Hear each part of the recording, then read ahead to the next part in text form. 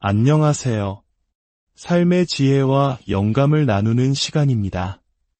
신앙생활을 하다 보면 때로는 마음이 지치고 모든 것이 무의미하게 느껴질 때가 있습니다. 뜨거웠던 첫 마음은 식어버리고 분노와 억울함만이 마음을 가득 채우기도 하죠. 오늘 우리는 바로 그런 순간에 어떻게 다시 본질로 돌아가고 믿음의 중심을 회복할 수 있는지에 대한 깊은 통찰을 주는 한 이야기로 시작하려 합니다.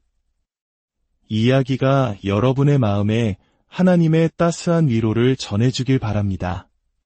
만약 오늘 내용이 여러분의 마음에 울림을 준다면 이 은혜를 주변 분들과 함께 나누어 주십시오. 여러분의 공유와 구독은 저희가 계속해서 희망의 이야기를 전하는 데 큰 힘이 됩니다. 들으시는 모든 분들의 삶에 하나님의 축복이 가득하기를 기도하며 오늘의 이야기를 시작하겠습니다. 어느 날 한 교회에서 열린 집회에 아주 특별한 여성 사역자가 초청되었습니다. 그리고 그 집회를 준비하던 한 남자가 있었죠. 그는 어떤 일로 인해 마음에 큰 상처와 분노를 안고 있었습니다. 일이 처리된 방식에 대해 너무나 화가 났고 그의 마음은 가시로 가득 찬 듯 날카로웠습니다. 그는 이 문제에 대한 해명을 듣고 싶었고 왜 이런 일이 일어났는지 누가 책임을 져야 하는지 따지고 싶었습니다. 그때 그를 찾아온 여성 사역자 하이디 베이커 선교사가 그와 마주 앉았습니다. 폭발 직전에 그를 바라보던 그녀는 문제의 핵심이나 잘잘못을 따져 묻지 않았습니다. 대신 아주 부드럽고 조용한 목소리로 두 가지 질문을 던졌습니다. 첫 번째 질문은 이것이었습니다. 형제님, 예수님을 처음 어떻게 만나셨나요? 그 순간 분노로 일그러져 있던 남자의 얼굴이 순간 굳어졌습니다. 그는 당황하며 말했습니다. 네. 지금 제가 얼마나 화가 나 있는지 안 들리시나요? 하지만 하이디는 그저 온화한 눈빛으로 그를 바라볼 뿐이었습니다. 남자는 잠시 머뭇거리더니 기억을 더듬기 시작했습니다. 잘 기억이 나지 않네요. 대학교 때였던가. 너무 오래전이라.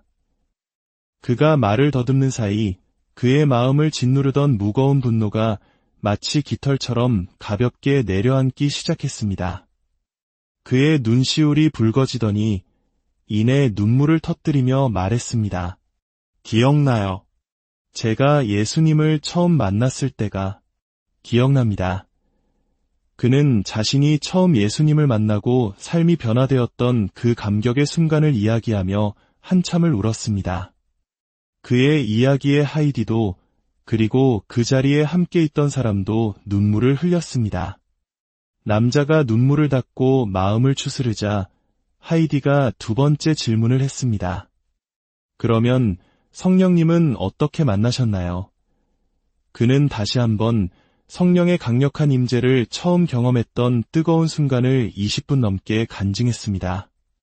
불평과 원망으로 가득 찼던 그의 마음은 어느새 첫사랑의 감격과 감사로 충만해졌습니다. 모든 문제가 해결된 것은 아니었지만 더 이상 중요하지 않게 되었습니다. 그는 자신의 믿음의 뿌리, 그 근원으로 돌아갔기 때문입니다. 요한계시록에는 처음 행위를 가지라는 말씀이 있습니다. 이 이야기는 우리에게 가장 중요한 것을 가장 중요하게 여기는 것이 무엇인지 보여줍니다. 그것은 수많은 사람들의 인정이나 직분이나 세상의 복잡한 문제들이 아니라 오직 예수 그리스도 한 분이라는 사실을 말입니다.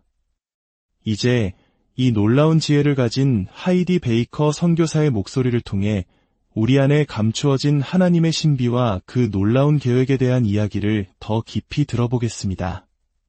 하나님 아버지, 이 시간 우리와 함께 하심에 감사드립니다. 주님께서 우리 마음속에 임하시어 우리를 변화시키시고 새롭게 하심을 믿습니다. 사랑으로 강권하시는 주님, 소외된 자들의 꿈을 지지하고 주님을 온전히 알지 못하는 이들에게 다가가게 하옵소서. 교육과 구제, 개발과 치유를 통해 육신과 마음과 영혼의 온전한 회복이 일어나게 하옵소서. 이 모든 것을 주님의 영광을 위하여 사용해 주시옵소서. 사랑하는 여러분, 골로새서 2장 2절에서 3절까지의 말씀을 함께 나누고 싶습니다. 사도 바울은 이렇게 기도했습니다. 이는 그들로 마음의 위안을 받고 사랑 안에서 연합하여 확실한 이해의 모든 풍성함과 하나님의 비밀인 그리스도를 깨닫게 하려 함이니 그 안에는 지혜와 지식의 모든 보화가 감추어져 있느니라. 이 기도가 오늘 바로 여러분을 위한 기도가 되기를 소망합니다. 여러분의 마음이 위로를 받고 이 공동체가 사랑 안에서 하나가 되기를 기도합니다. 그리하여 그리스도라는 하나님의 비밀을 온전히 깨닫는 그 풍성한 이해에 이르기를 축복합니다. 여러분의 삶에 필요한 모든 지혜와 지식, 모든 보물은 바로 예수 그리스도 안에 감추어져 있습니다.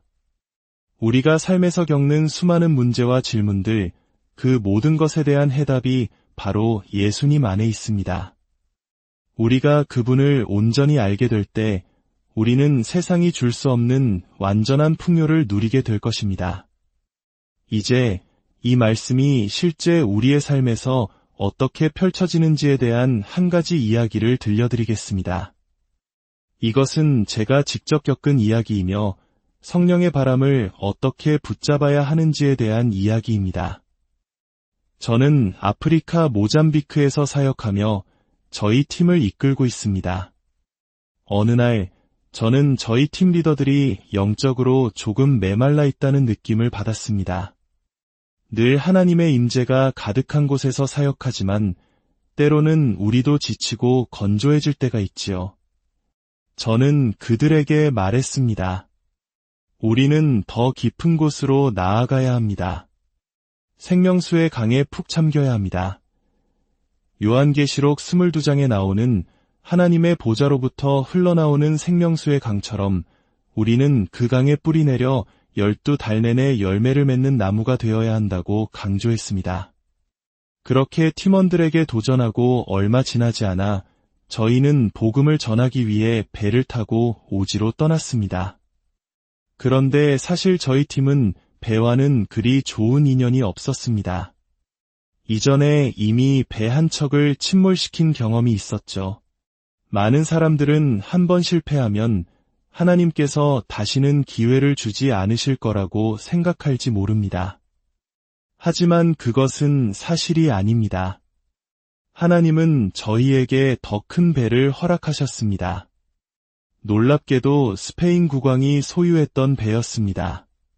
저희는 그 배를 타고 수만 명의 사람들에게 복음을 전했습니다. 과거 술 한 잔에 팔려가고 학대받고 길거리에 버려졌던 아이들이 이제 왕의 배 위에서 기쁨으로 뛰어놀며 영광의 왕을 찬양했습니다. 모든 것이 놀랍고 감사했습니다. 그런데 어느 날 그 배마저 거대한 폭풍우 속에서 침몰하고 말았습니다. 저는 깊은 낙심에 빠졌습니다. 하나님, 도대체 왜 이러십니까? 그러나 기도를 멈추지 않았습니다. 얼마 후 저희는 다시 배를 타고 폭풍우가 몰아치는 바다로 나아갔습니다. 그런데 설상가상으로 그 배의 엔진마저 터져버렸고 저희는 망망대해에 표류하게 되었습니다. 노 하나 없는 작은 배 안에서 저희는 절망에 빠졌습니다. 어떤 분들은 지금 여러분의 삶이 마치 엔진 터진 배처럼 아무런 희망 없이 폭풍우 한가운데에 있다고 느끼실지 모릅니다. 결혼 생활, 가정, 직장, 혹은 여러분의 소명 안에서 길을 잃고 절망하고 있을지도 모릅니다. 바로 그때 저희는 멀리서 다가오는 작은 배 한 척을 발견했습니다. 희망이 보였습니다. 하지만 가까이 다가온 배를 보고 저희는 경악을 금치 못했습니다. 배에 타고 있던 6명의 어부들이 모두 벌거벗고 있었기 때문입니다. 그들은 바다 한가운데서 백인 여성을 만날 것이라고는 상상도 못했을 겁니다. 저는 두려움과 당혹감에 휩싸였습니다. 그런데 잠시 후 어부 중 한 명이 거친 파도를 헤치고 해안가로 헤엄쳐 갔습니다. 그리고 잠시 후 그는 반바지를 가지고 돌아왔습니다. 저희를 위해, 저희를 존중하기 위해 목숨을 걸고 옷을 가져온 것입니다. 저는 제 평생 그렇게 큰 존중을 받아본 적이 없었습니다. 그들은 저희를 구조하는데 한 푼의 돈도 받지 않겠다고 했습니다. 당신들은 지금 죽을 위기에 처해 있습니다. 우리가 돕지 않으면 죽습니다. 이런 상황에서 돈을 받을 수는 없습니다. 그들의 배에 올라탔을 때 저는 배 안이 온갖 종류의 물고기로 가득한 것을 보았습니다. 그 순간 하나님의 음성이 들렸습니다. 내가 구했던 것이 바로 이것이다. 에스겔 47장과 요한계시록 22장에서 약속된 온갖 종류의 물고기가 가득한 생명의 강. 하나님은 제 기도를 듣고 계셨습니다. 하지만 저희가 올라타자 6명을 위해 만들어진 작은 배는 금방이라도 뒤집힐 듯이 기울었습니다. 이제 어부들마저 위험해진 상황이었습니다. 저희는 다시 절망하며 울부짖었습니다. 바로 그때였습니다. 어부들이 무언가 익숙한 동작으로 돛을 펼치기 시작했습니다. 그들은 바람을 잡는 법을 아는 사람들이었습니다. 돛이 펼쳐지고 바람을 받자 놀라운 일이 일어났습니다. 기울어졌던 배가 바로 서더니 물 위를 미끄러지듯 안정적으로 나아가기 시작했습니다. 유일한 차이는 바람을 붙잡았다는 것이었습니다. 사랑하는 여러분, 오늘 우리는 돛을 올려야 합니다.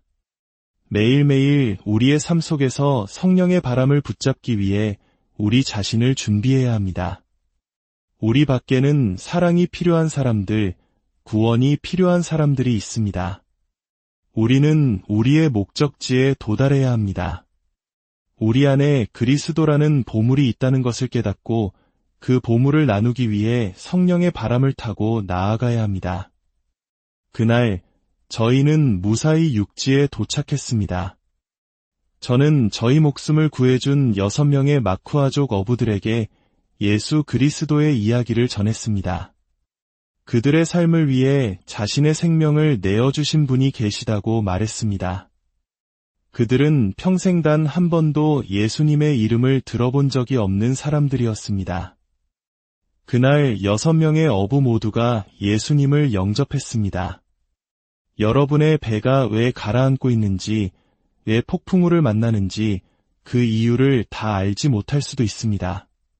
하지만 하나님은 오직 하나님만이 당신을 반대편으로 건너가게 하실 수 있습니다. 하나님은 당신의 운명을 보여주실 것입니다. 얼마 후 하나님께서는 저희에게 이전보다 훨씬 더 아름답고 큰 파란 돛을 단배를 새로 허락해 주셨습니다. 하나님은 우리가 몇 번이나 실패했는지를 보지 않으십니다. 그분은 우리의 마음을 보십니다. 성령의 바람을 붙잡으려는 우리의 갈망, 모든 민족에게 복음을 전하려는 우리의 중심을 보십니다. 포기하지 않으면 당신은 승리합니다. 포기하지 않으면 당신은 이깁니다. 이제 잠시 함께 예배하며 나아갑시다. 여러분의 돛을 올리십시오. 오늘 주님께서 당신의 운명을 보여주실 것입니다. 당신이 낚아야 할 수많은 영혼들을 보여주실 것입니다. 그분의 사랑으로 당신을 온전히 새롭게 하실 것입니다. 성령의 바람을 붙잡을 준비가 되셨습니까? 성령의 바람이여, 불어오소서. 우리의 삶에 불어오소서. 이곳은 우리가 잠시 쉬어가는 항구일 뿐입니다. 우리는 저 반대편으로 건너가도록 창조되었습니다. 함께 성령의 바람을 붙잡고 나아갑시다. 주님의 평안이 여러분의 삶과 가정에 늘 함께하기를 간절히 기도합니다. 다음 이야기에서 다시 뵙도록